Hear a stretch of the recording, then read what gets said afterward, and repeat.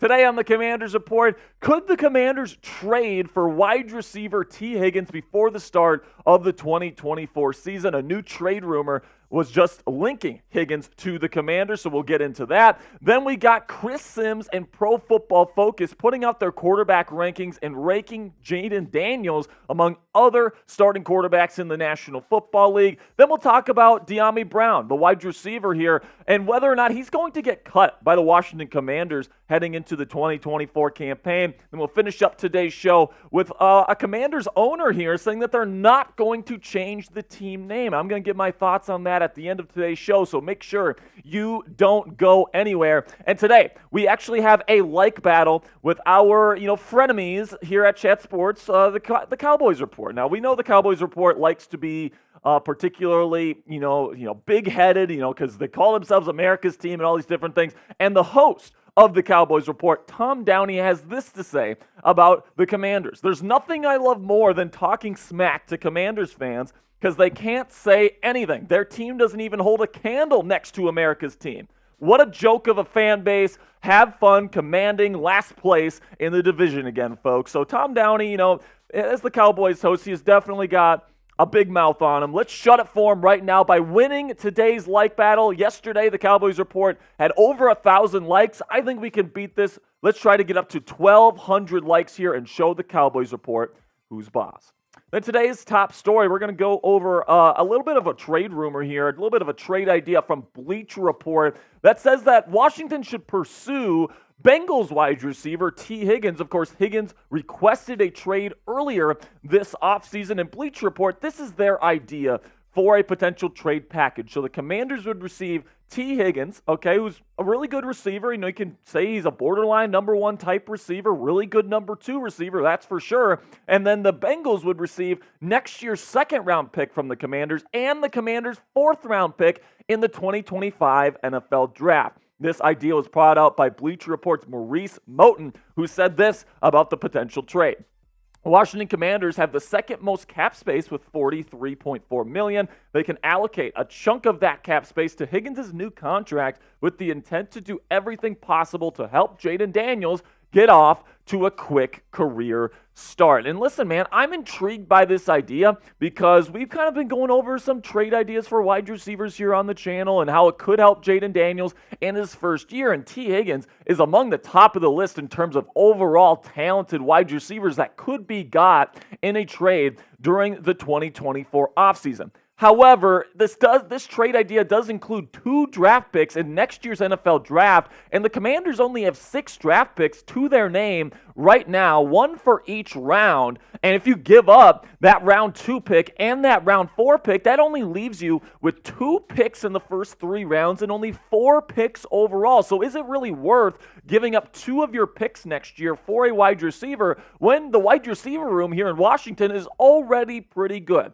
Now, I think that there's a case for getting Tee Higgins and a case against getting Tee Higgins. The case for getting him is that adding another stud wide receiver like Higgins, somebody with a big body, we know this Commanders wide receiver room kind of lacks some size.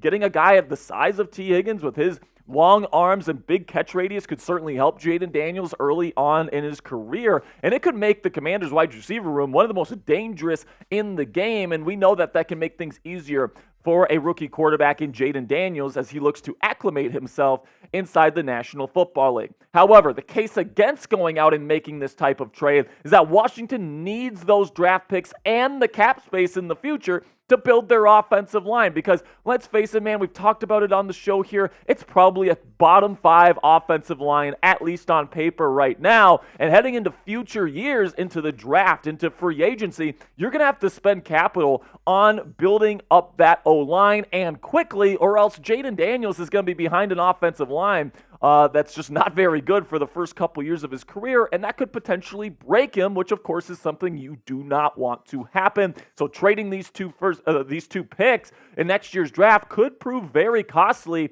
in the Commanders' ability to go out and build an offensive line to protect Jayden Daniels. Now let me know down there in the comments section, would you accept this trade to bring Tee Higgins to the Washington Commanders, giving up a second rounder and a fourth rounder to get the receiver from Cincinnati. Plus, you're going to have to give him a brand new contract. You got to keep that in mind too. Type A if you're going to accept it, or type D if you're going to decline it. This is going to be the pinned comment on today's show. So YouTube's going to throw you an ad break here in just a couple of seconds.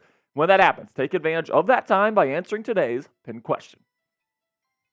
So for me, guys, I'm definitely leaning towards declining. If it's just a second-round pick, I'd definitely be more intrigued. But the fact that you're giving up 2 draft picks in a future draft here that you really need to use to build, a future roster that's going to lay the foundation for success in the future, particularly on the offensive line. And as we know, guys, Cornelius Lucas is not the long-term answer at left tackle. Brandon Coleman, we're hoping, is the long-term answer, but I have my doubts about Coleman as well. Nick Allegretti at left guard this year has never been a full-time starter in the National Football League, and he's expected to be that for the Commanders this year. I have doubts about him as well. Tyler Biadasz is fine, but he's more of a Band-Aid. I'm not sure if he's a long-term answer for the Commanders at that center position. Then Andrew Wiley just came off a season where he gave up 9 sacks, and he's not getting any younger. So this is definitely an offensive line that is in dire straits right now, and in future years, you're going to have to use this draft capital, use that cap space to really build this offensive line in future years, so you're not putting Jayden Daniels in a place to have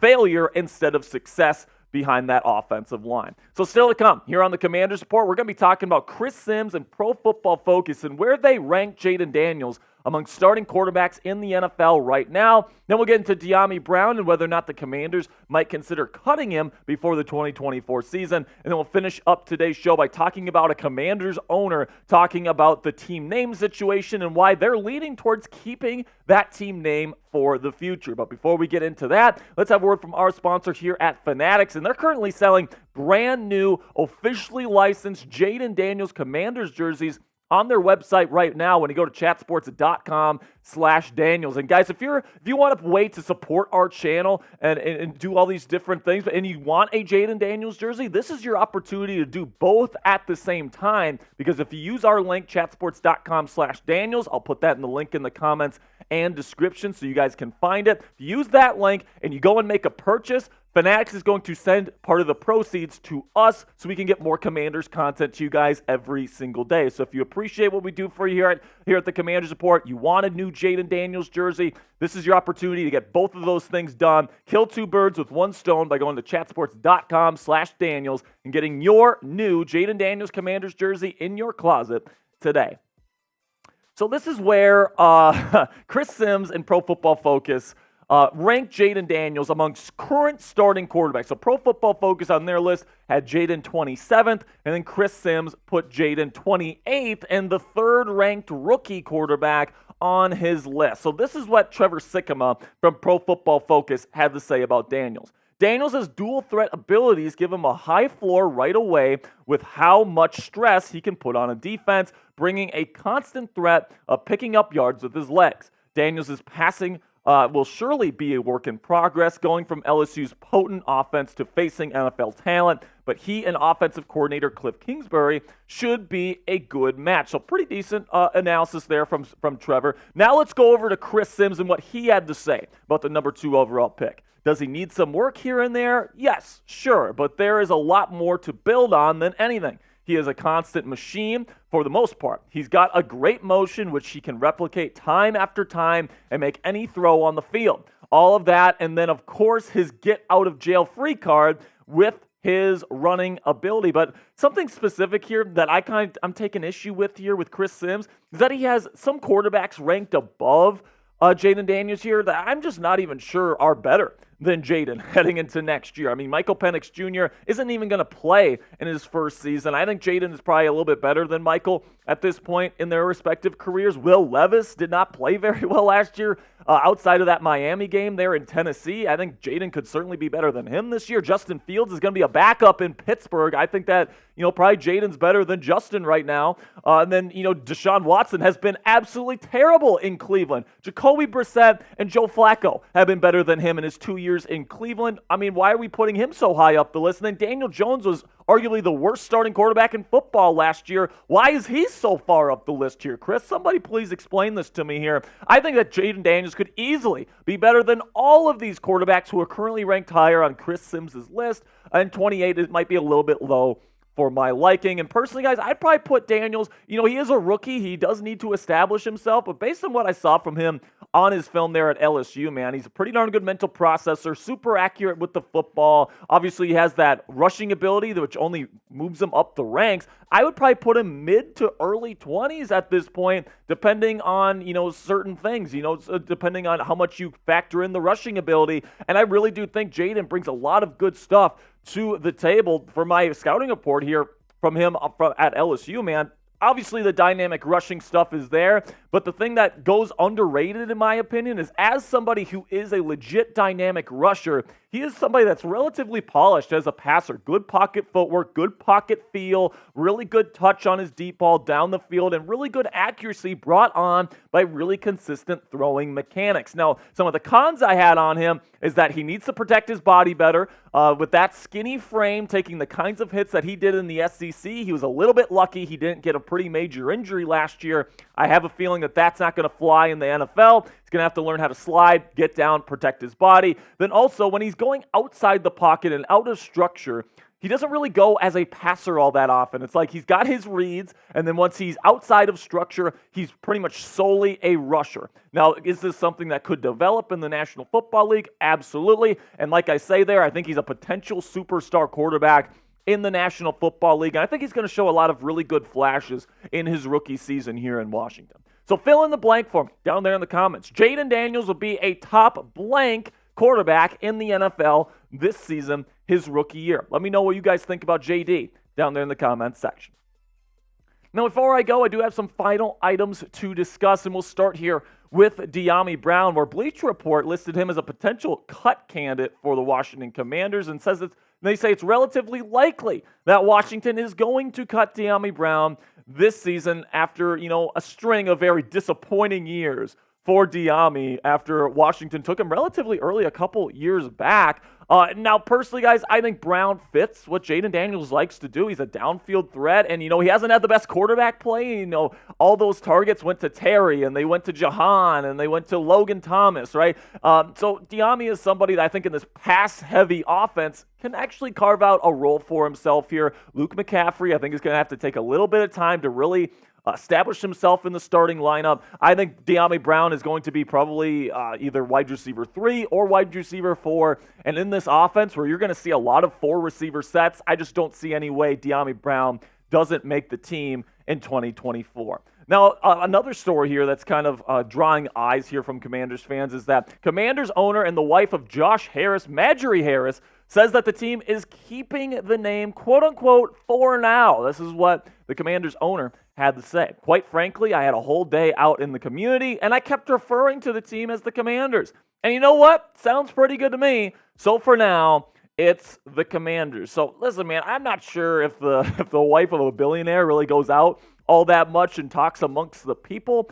But, as somebody that does do that for a living here, and I understand how this fan base kind of thinks, they don't like the name Commanders, Marjorie. They just don't, all right? It feels like a quarter of the fan base still refers to the old names here in Washington. They hate it so much, right? So I'm not sure if they actually like it as much as Marjorie Harris does.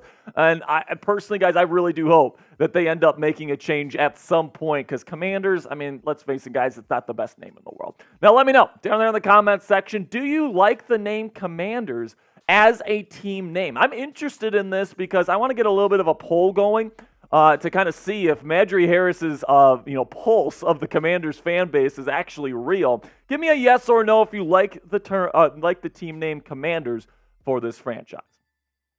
That'll be it for this news and rumors edition of Commanders Report by Chat Sports. I really do appreciate all of your support. Make sure you click that subscribe button if you haven't already, and don't forget, click that thumbs up icon so we can beat the Cowboys report in our like battle.